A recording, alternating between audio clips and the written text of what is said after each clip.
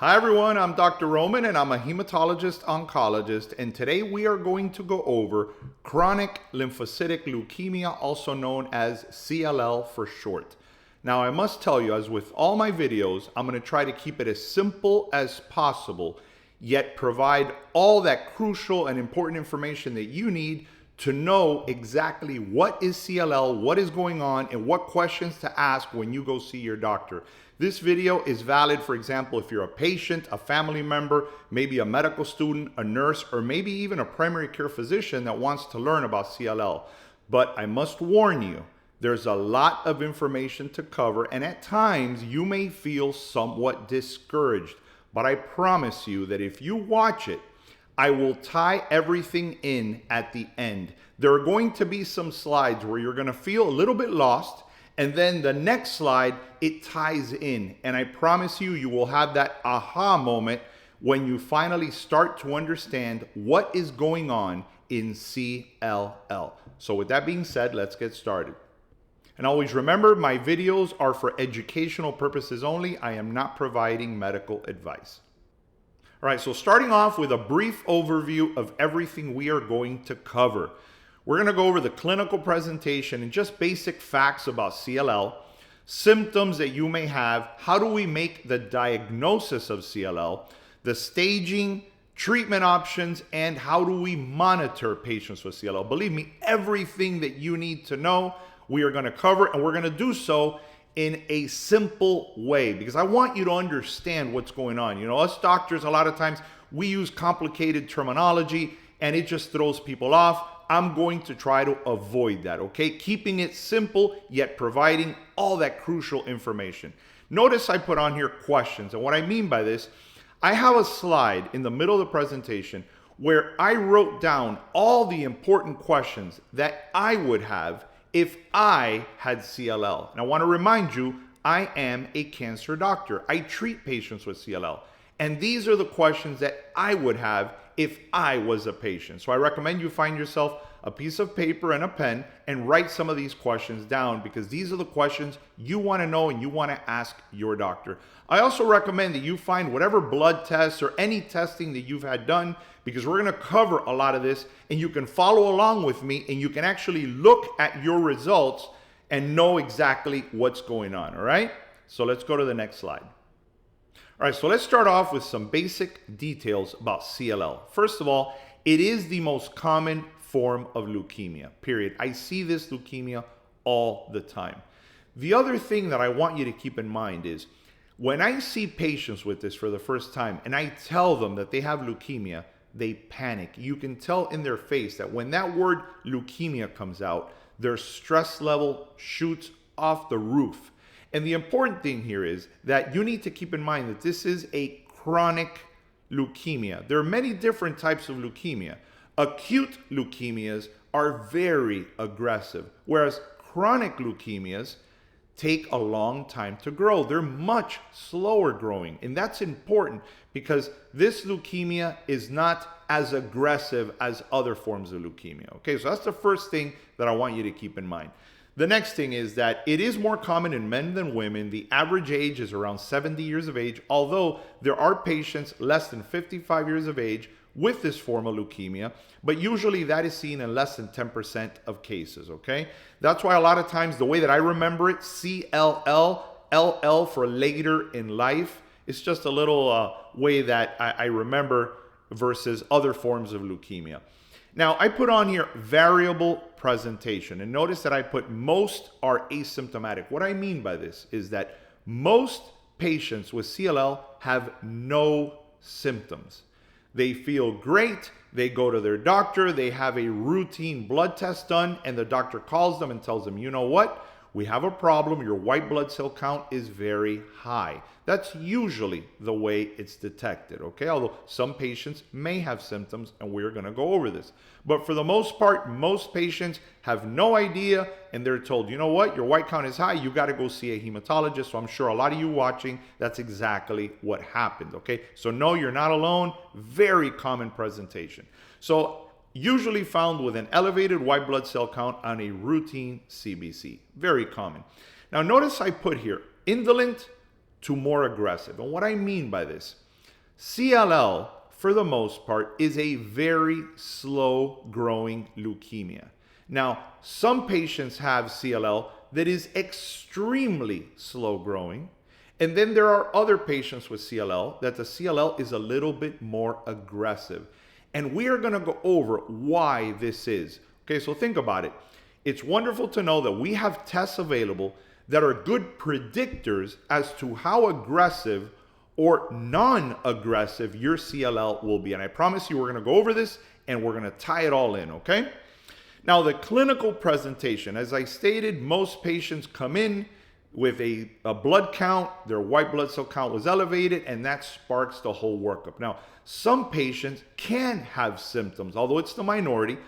One of the more common symptoms or findings that I see are lymphadenopathy. These are swollen lymph nodes. We have lymph nodes all over the body, for example, our neck, under our armpits, in our inguinal area. And a lot of times people with CLL, if you examine them, you can feel these lymph nodes. And the reason is that a lot of patients with CLL also have SLL. And this stands for small lymphocytic lymphoma. That's right, a leukemia and a lymphoma. But don't panic, it's the same thing. When these CLL cells are in your blood, it's called CLL. You have a leukemia, chronic leukemia. When they are in a lymph node, it's a lymphoma, but it's the same cell. We treat them the same way. And a lot of times I'll actually put CLL/SLL because it really doesn't matter. Most patients, or a lot of patients with CLL, have SLL, and no biggie, we treat it the same. Okay, so I just want you to know that. So one of the things that you may feel in your body if you examine yourselves are some of these lymph nodes. Okay, and a lot of times they're very small, but you can actually feel them. Now, some patients do not have these lymph nodes, so if you don't have them, great. Another thing that patients may have is what we call splenomegaly. Their spleen may become large, okay? And the spleen may become big enough that it compresses the stomach and it can cause symptoms. So that's another thing we find. And the last type of symptoms that we find are what we call B symptoms, okay? B as in boy. And these symptoms are three, and that is fever, a lot of weight loss, and drenching night sweats. And I have to tell you, the fever comes and goes, and you have no idea why you have this fever. The other thing is significant weight loss. It's usually about greater than 10% of your body weight over a 6-month period. And the last one is drenching night sweats. And I tell patients, because most of us sweat when we sleep. But no, it's not regular, typical, just light sweating. No, as the name says, drenching night sweats. And a lot of patients will tell me, Doc, I wake up and my clothes, I have to take them off and change my clothing because I'm drenched in sweat. And those are called B symptoms. And if you have that, you have to let your doctor know, right? So let's move on. So continuing with symptoms, fatigue, very common. And a lot of times, if you have more advanced CLL, the fatigue can be severe. As I stated, the elevated white blood cell count, usually your lymphocytes, and we're going to go over that because I have a CBC that I'm going to show you. The lymphadenopathy that I told you about, the swollen lymph nodes, the easy bruising you may also see, as well as fullness when you eat. Remember, that spleen may be pushing on your stomach and your stomach cannot dilate, okay? As you eat, the stomach is being pushed upon by the spleen, and you eat very little food and you have early satiety, okay? So a lot of these I'm repeating because we learn through repetition. So believe me, when you watch this video, you're going to hear it a few times and you're going to know what I'm talking about. And remember the B symptoms that we went over already, which are the fever, the unexplained weight loss, and the drenching night sweats. So how do we make the diagnosis? And I can tell you, with experience, I've seen so many patients that I can look at a CBC, I can speak to a patient and examine the patient, and I have a pretty good idea what's going on, that this patient has a high likelihood of having CLL. But how do we confirm this diagnosis? Well, first of all, as I said, we look at the complete blood cell count, and I have one to show you coming up. So we look at that and we're going to notice that your white blood cell count is high. Specifically, when we look down, your lymphocytes, which is a type of white blood cell count, is the one that's predominantly elevated. And I'm going to show you this. I'm going to give you an example. The other test is what we call a peripheral blood flow cytometry. That's a simple blood test which will tell you if they find CLL or no. In other words, it detects clonality, clonal cells in your blood. Okay, so if you've had a flow cytometry, find it and read it, and it should say highly likely of CLL or a clonal B cell population detected. You know, there's a lot of ways we put it, but it'll tell you CLL is most likely. Very easy. The other test that we do is what we call a CLL FISH panel, and we're going to go over this. This is just looking for genetic abnormalities, very simple. Another test we do is IGHV gene status. Very important, and we're going to go over this because all of these tell us, remember I told you to predict if your CLL is going to be aggressive or non-aggressive? Well, these are the tests that we use, and I'm going to go over all of these. Another test is a simple blood test, beta-2 microglobulin. Another simple blood test is an LDH level. And the last blood test is a CpG karyotype testing. This is simply, we want to study your chromosomes. It's a karyotype, okay? And we're trying to see, are your chromosomes normal, or do you have chromosomal abnormalities that you've acquired because of your age? Remember, the older you become, the higher the chances that you have developed genetic damage. In other words, damage to your DNA. And this can cause the CLL, and that's what we're looking for with a lot of these tests, okay? Now, imaging tests. CT scans are sometimes used because remember, we want to find those lymph nodes, okay? A lot of times we may not perform a CT scan, but if you have a lot of lymph nodes, we may consider performing a CT scan. And last but not least, a bone marrow biopsy. Now, a lot of times we do not need to perform a bone marrow biopsy, but there are times that your doctor may recommend a bone marrow biopsy. One reason is maybe they think you have a lot of leukemia in your bone marrow, and if you perform a bone marrow biopsy, you can actually quantify how much leukemia burden or how much disease you have in the bone marrow. Another reason would be, let's say that your blood counts are low, you have a lot of anemia, maybe your platelets are low, and your doctor has a feeling that maybe it's not due to your CLL. So they may want to exclude another diagnosis. Just as an example, there's an entity that's called a myelodysplastic syndrome in which your bone marrow doesn't work normally. So maybe your doctor wants to say, you know what? I want to make sure this patient does not have a myelodysplastic syndrome. So I'm just giving you an example. So sometimes your doctor may recommend a bone marrow biopsy, but most of the times I would say that it is not necessary, okay? All right, now your CBC.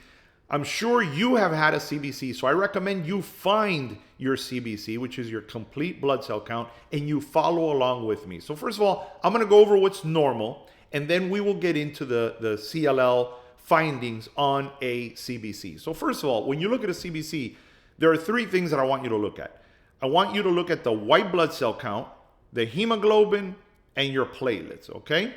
Now, your normal white blood cell count is 3.4 to 10.8. It varies, so anywhere between about 4 to 10. That's usually normal level. Hemoglobin, usually around 13, maybe 12 something in a woman, around 13, 14 in a man. And your platelet count is usually around 140 to 450. Those are the normal ranges. Okay, so the other thing that I want you to look at is what we call the differential. Okay, if you look down, I want you to notice here that you have your neutrophils, lymphocytes, monocytes, eosinophils, and basophils. These are all types of white blood cells. And if you add all of these white blood cells together, this gives you the total white blood cell count at the top, okay? Now, there's two ways. When you look at your CBC, I want you to notice that it says, and if you follow along in the picture, neutrophils, lymphocytes, monocytes, eosinophils, basophils, and then it goes over, again, neutrophils, lymphocytes, monocytes, eosinophils, and basophils. And why are they going over them two times? Well, if you notice, on the top here, it's just in a percentage, whereas on the bottom here, it's an absolute number. So the way that we calculate or we figure out your total white blood cell count, notice in this example, this patient's white blood cell count is 52.9. Well, if you go down, their neutrophils are 2.2, that's 2.2 thousand. Their lymphocytes are 50.2 thousand, and then their monocytes are 0.4, eosinophils are 0.1. And if you add all of these up, if you add this total number up, that will equal 52.9. Okay? So it's an absolute number that we look at. So now this patient has CLL.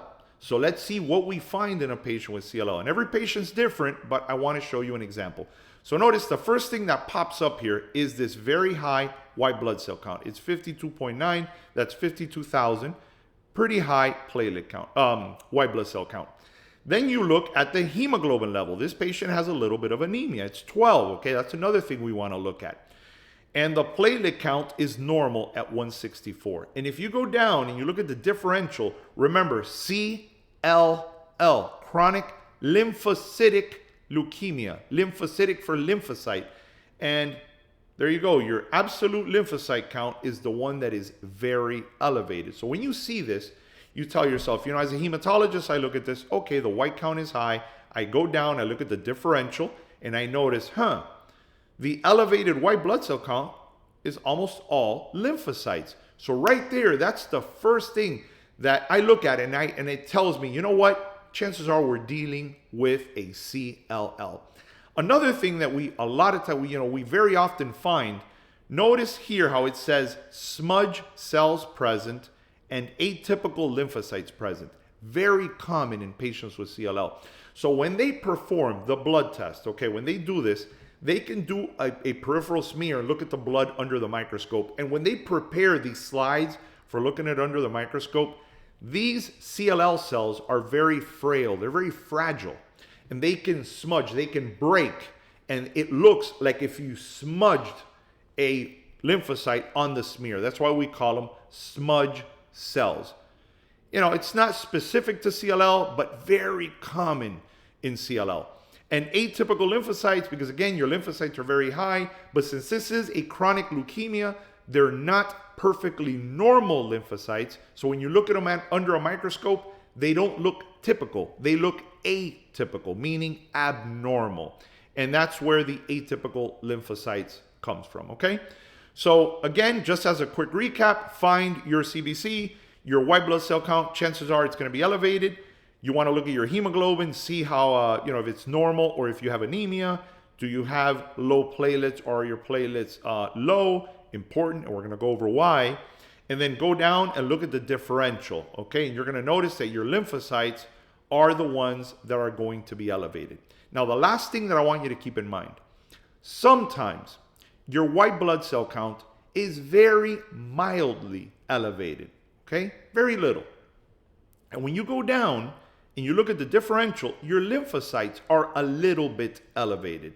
And the important thing here is, if your lymphocytes are less than 5,000, then maybe you do not have CLL. You might have something that's called monoclonal B-cell lymphocytosis. Because in order for it to be CLL, your lymphocytes have to be greater than 5,000. And this patient is easy. This patient has 50,000. So obviously very high.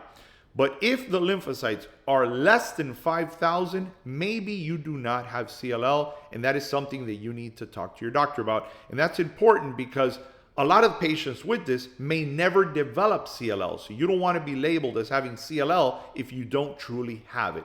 And I'm going to give you another example coming up. All right, so you saw your CBC, your white blood cell count is high. You notice that it's almost all lymphocytes. You know, it looks like a CLL. So how do we confirm it? All right, here we go. Remember, we went over the peripheral blood flow cytometry. This is a blood test that you're looking, and it's going to tell you if you have CLL or not. So it's going to tell you, yes, you have CLL, or no, there is no CLL. Very easy. If your lymphocytes are greater than 5,000, then it's CLL. If your lymphocytes, remember, you already know what I mean by that because we went over it on the CBC.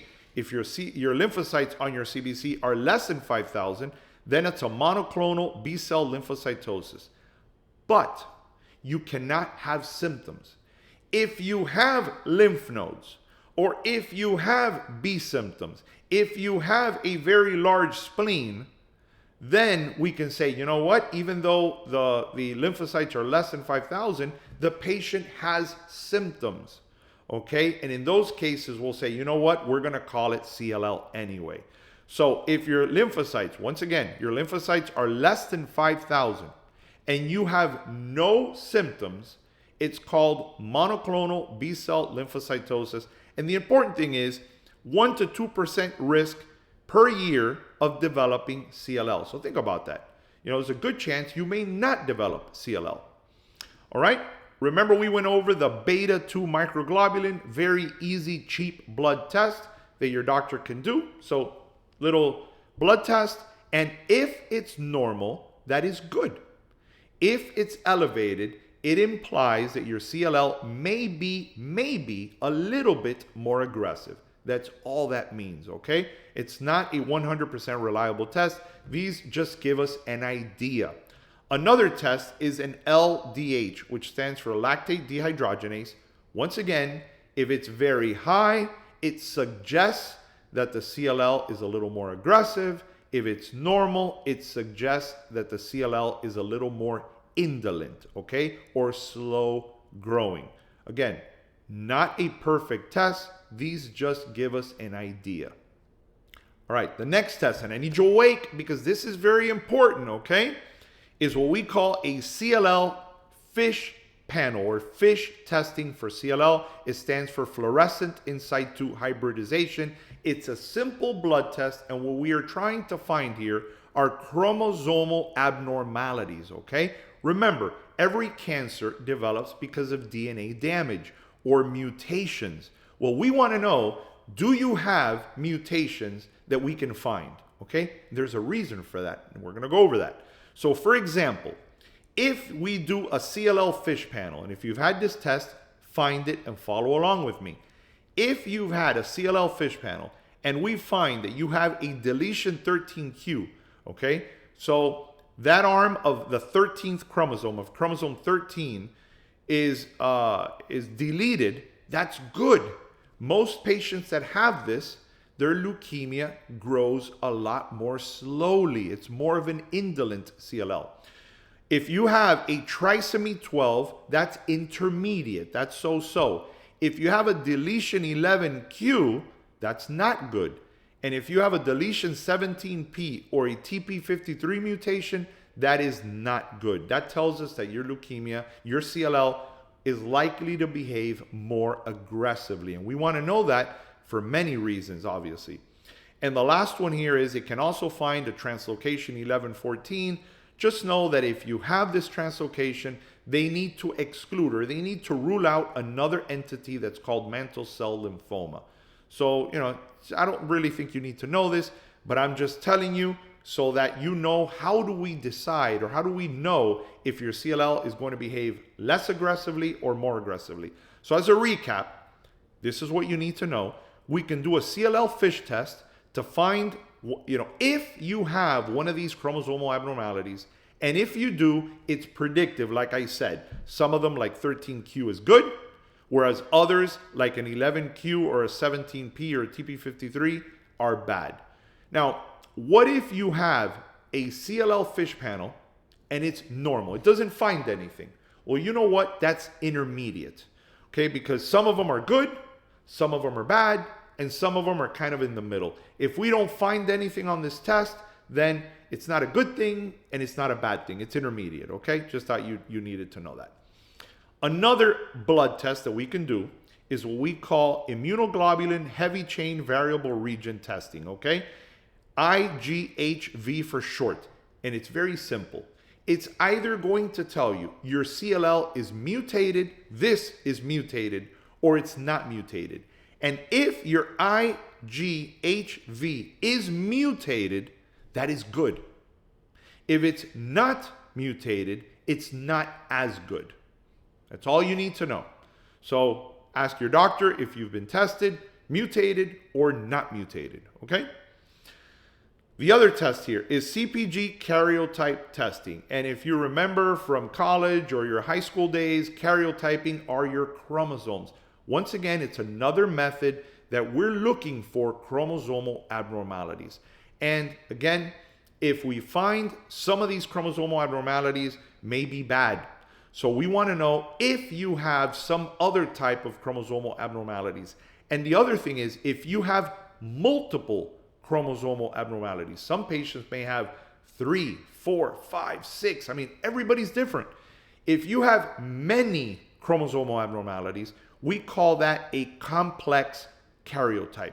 Complex because it's complicated. There's a lot of mutations there, and that's not a good thing. So remember at the beginning, what we said, we would like to predict, because a lot of patients with CLL, it can behave aggressively or indolent. Well, this is how we determine that, okay? We put all these tests together and we can predict, you know what? Chances are a long time will go by before this patient may even require treatment, okay? And that's very important to know. Now, I'm going to give you an example. My father was diagnosed with CLL when he was in his very early 70s, okay? He came to me with a high white blood cell count. I did the testing, and lo and behold, he had CLL. Now, I did all these tests, and some of these were available, others were not, because this was a pretty long time ago.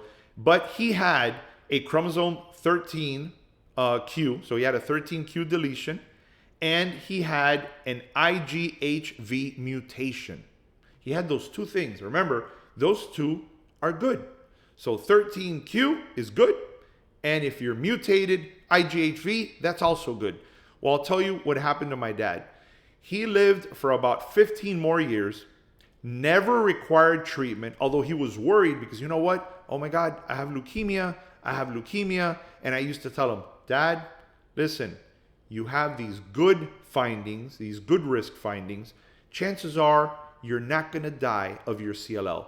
Well, my father lived to be 85 years old, and he passed away last year of dementia, Alzheimer's type dementia. So there you go. You know, he lived about 15 years with CLL and died of something else, which is extremely common with CLL. So if there's one thing you can take home from this video, is that most patients with CLL die with CLL, not because of CLL. In other words, they die of something else, not because of their CLL, okay? So I need you to know that, so maybe that brings a little bit of peace of mind to you, okay? Let's move on. What about CAT scans? Well, sometimes we perform, as I stated before, we're looking for the lymph nodes. Sometimes it's done, especially if a person has a lot of lymph nodes. And again, you know, if you do have a lot of lymph nodes, it's more commonly what we already went over, SLL, small lymphocytic lymphoma, which is the same thing as CLL, okay? Same disease, we treat it the same, no big deal. And as I mentioned, we already went over the bone marrow biopsy. It's usually not needed, but we can use it to find other causes of cytopenias, meaning other causes of anemia or low platelets, etc. All right, here you go, the money slide. This is the slide that you need to know, okay? These are the questions that I would have up to this point. Question number 1, what does your CBC show? How high is your white blood cell count? What about your lymphocytes? Are they greater than 5,000? Remember? Is your hemoglobin normal, or do you have anemia? Is your platelet count normal, or do you have thrombocytopenia, meaning your platelets are low? And you need to know all this. Question number 2, do you have symptoms? Are you losing weight? Do you have fever? Do you have drenching night sweats? You know, do you have early satiety? You eat and you become full right away. Do you have that disabling fatigue? These are all questions that you need to know. So yes, you have symptoms, or no. And remember, you need to try to decipher normal symptoms, because I'm 50 years old at this moment and I get home after a long day's work and I'm tired. I have fatigue. So remember, you have to kind of, know, is this normal fatigue expected for whatever your daily routine is and your age? Or is this a different type of fatigue? It's just disabling fatigue, which you cannot attribute it to your activities of daily living. Okay, it's very important that you try to determine that. The flow cytometry result. What was your peripheral blood flow cytometry result? Remember, that'll tell you yes, there's CLL, or no, there's no CLL. What about your CLL fish? Remember, you want to know, is this aggressive, or is this going to behave not as aggressive? So do you have a 13q a trisomy 12, 11q, a 17p. You guys, you got to know this. So ask your doctor if they did CLL fish testing, what are the results? What was your beta 2 microglobulin, the simple blood test? Was your LDH normal or elevated? What about IGHV mutation testing? Did they do it? If it's mutated, that's good. If it's not mutated, that's not as good. What about your karyotype? Remember, your chromosomes. Do you have other chromosomal abnormalities? Yes or no? Okay, and if you do, is that a good thing or a bad thing? Which chromosomal abnormality was found? So the last question here, do you have high risk or lower risk CLL? And to know that, you have to know all of the above, or most of the above. You know, there are some times where a doctor will perform most of these. Sometimes we do not perform all of them. Just keep in mind that, you know, these are all tests that your doctor can perform. So those are the questions that I would want answered.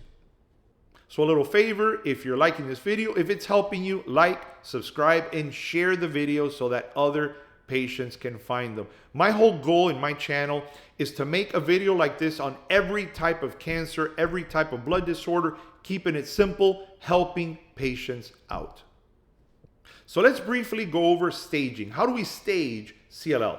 Well, it's stage 0, stage 1, stage 2, stage 3, and stage 4. So stage 0 simply means that the only thing we find is an elevated white blood cell count, specifically your lymphocytes. Stage 1 is that you have CLL and also lymph nodes, okay? Stage 2 is CLL and your spleen is large. Stage 3 is the lymphocytosis. You know, you have CLL and you also have anemia. Now, the important thing here is you want to make sure that you don't have anemia because of something else. For example, you may have CLL, and if you have iron deficiency, you will also have anemia. So make sure your doctor excludes other reasons for the anemia. Very important. And last but not least, stage 4 is that you have CLL and your platelet count is low. And again, you want to make sure they exclude other causes of low platelets. Very important, okay? I always make emphasis on this because you can have a patient that can have, you know, CLL and maybe has another reason, which is the cause of his or her low platelet count. And just know that in general, the higher the stage, the more advanced your CLL tends to be, okay? That's all that means. All right, now treatment. Very important. I hope you're awake. I know this is not very exciting, but guys, you need to know this. If you have CLL, you need to know this. If you're a nurse, a medical student, or a doctor, you need to know this in order to treat patients. So believe me, I know it's boring, but you need to know it, all right? So the treatment. Question number 1, do you need treatment? I already gave you the example of my father. Most patients with CLL do not require treatment, or a lot of patients do not require treatment. You can follow them. It's what we call wait and watch, or watch and wait. And if a reason pops up in the future, we treat it if we have to. So the first question is, do you need treatment? Very important. I know if I don't need it, I don't want to be treated if I had CLL. So, you know, again, do you need treatment? So there's no evidence suggesting that early treatment prolongs survival. I want you to think about that. There is no evidence that treating CLL early will prolong your survival, period. So again, treat it if you have to. And we're going to go over the reasons as to why we would treat your CLL. The first thing is, if you have symptoms of CLL, then that is a reason to treat. So let's go over this. So for example, if you have the dreaded B symptoms that we already went over, you're having fever, you're having the weight loss, you're having the drenching night sweats, we would treat you. If you have severe fatigue that we cannot attribute to something else, so in other words, the CLL is likely causing this severe fatigue, we would consider treatment. Also, if you have very large lymph nodes, especially if they're bothering you. I mean, if you have a big lymph node in your neck or a big lymph node under your armpit and it's bothering you, I mean, it's visible, then that would be an indication for treatment. Usually bulky means greater than 10 centimeters. So that's a pretty large lymph node. If your spleen is very large and it's pushing up against your stomach, and again, you have that early satiety, okay, you become full very easily and it's bothering you, it's affecting your quality of life, another reason to treat. If you have autoimmune cytopenias, now what this means, sometimes patients with CLL, their immune system may become a little bit crazy and they can develop what they call autoimmune disorders, like an autoimmune hemolytic anemia or an autoimmune thrombocytopenia. In other words, their white blood cells may make antibodies that may attack your blood cells. And if you have that, it's not as common as you think, but we do see it from time to time. And if you have that, that's another reason to consider treatment. If you have pronounced anemia or pronounced thrombocytopenia, remember that would mean that your CLL stage is higher up. Remember, stage 3 anemia, stage 4 thrombocytopenia. That would be another reason to consider treatment. Now, the important thing here is an elevated white blood cell count only is not an indication for treatment. Think about this. A lot of patients come to see me. Their white blood cell count is very high. As the example I gave you, 50,000. And the patient comes, oh my God, I have leukemia. It's a chronic leukemia. I need treatment. I ask them, how do you feel? I feel well, no lymph nodes, no nothing. I mean, they're pretty much asymptomatic. Guys, you really don't need to be treated. You might not require treatment. So don't panic based on your white blood cell count only. You want to look for something else. And remember, we started off this by saying that there's no evidence that treating you early will prolong your survival. So we treat only if we have to. Okay, so keep that in mind. So what I would ask my doctor, number one, do I need treatment? And if I do need treatment, why? What are the symptoms? What are we treating here, okay? So questions for you to ask.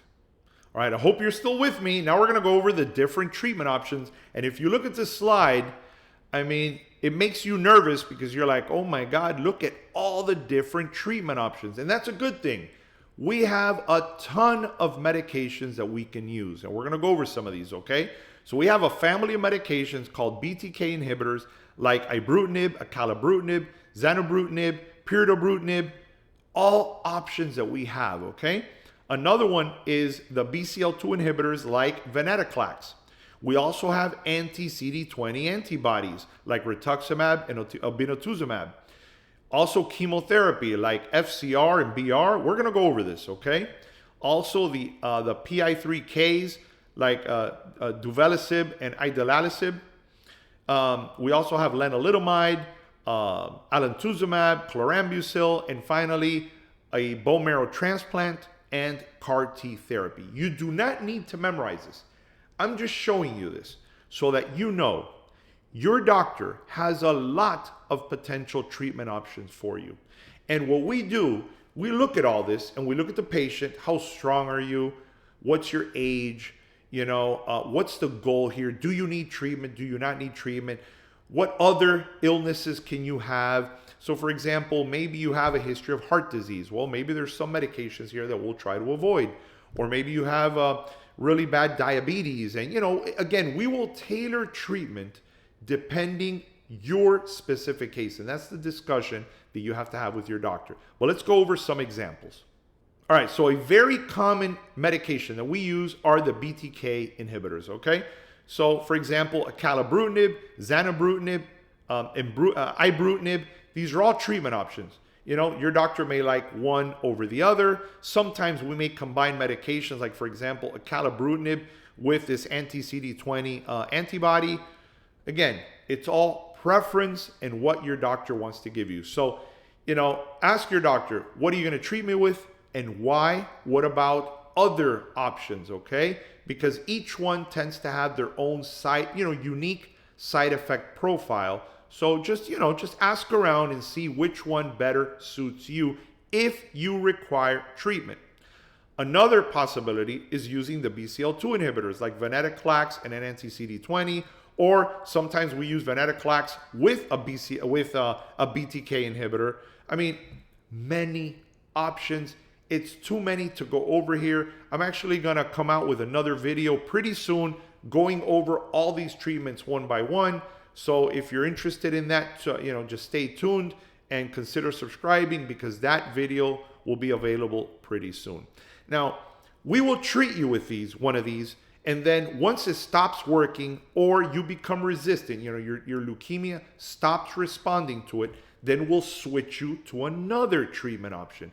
And that's the way that we treat you. So as an example, I may have a patient on one of these treatments for a year, 2 years, 3 years, maybe it stops working, or the patient tells me, you know what, doc, I'm having so many side effects from being on these pills such a long time.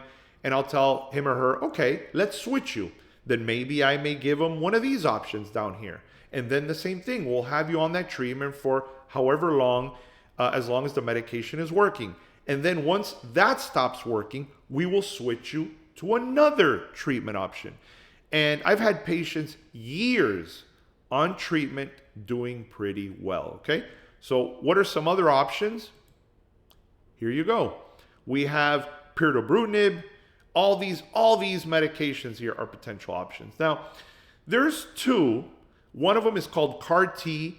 This is more of a new kid on the block, if you will. And, this is another option. So if you've had CLL for a long time, you've had multiple treatment options, ask your doctor if you are a candidate for CAR-T therapy. The last one here is an allo stem cell transplant. This is a bone marrow transplant. Now, allo, because it's from one human being to another, okay? And this is easier said than done. This is a pretty rough treatment option. Yes, it's potentially curative, but it is usually or seldom done because most patients with CLL, with the current treatment options that I just went over, do so well that a lot of times we do not perform a bone marrow transplant. A lot of times, if you are young, very young, I've seen patients in their 30s and 40s, unfortunately, with CLL, then those patients we may consider an allogeneic stem cell transplant because, again, they're very young and we may try to consider trying to cure them. Although, again, that treatment has a lot of side effects. And the last one that I want to go over here is chemotherapy. We used to use this a lot more in the past. Nowadays, we don't use it as much for the same reasons that the medications that I just went over have less side effects, are much better tolerated, and most patients do very well. But if you are younger than 65 years of age, you have an IGHV mutation, and you do not have a TP53 or a chromosome 17p abnormality, then we may consider FCR. And FCR stands for fludarabine, cyclophosphamide, and rituximab. It's a pretty rough regimen, so it's not for everybody. But if you fit this criteria that I just went over, most patients with this respond fairly well. But again, a lot of toxicity, all right? Now, monitoring. Very simple. If you are asymptomatic and you're not on treatment, your doctor may see you, depending on what your blood counts look like, they may see you every 3 months, they may see you every 4 months, every 6 months, all depends. As long as you remain symptom-free, you're not anemic, or your blood counts are pretty stable, they will just continue following your blood counts. Now, if you are on treatment, well, we will follow you depending on the treatment. We will follow your blood counts. We will follow you clinically. How do you feel? Are you tolerating the treatment? If you're not, we may go down on the dose, or we may change the treatment.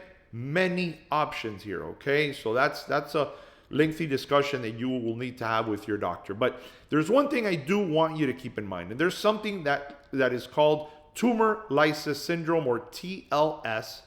And all this means, and usually this happens when you start treatment when you are first diagnosed. Think about this. If you're requiring treatment, it's because you're symptomatic.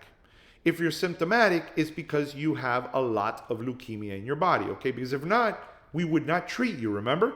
So if you need treatment, chances are you have a lot of CLL, and when we give you this treatment, it tends to work so well that a lot of these leukemia cells start to instantly die.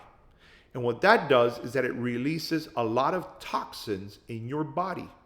And that may cause an elevated potassium level, an elevated uric acid level, high LDH levels. It can decrease calcium levels.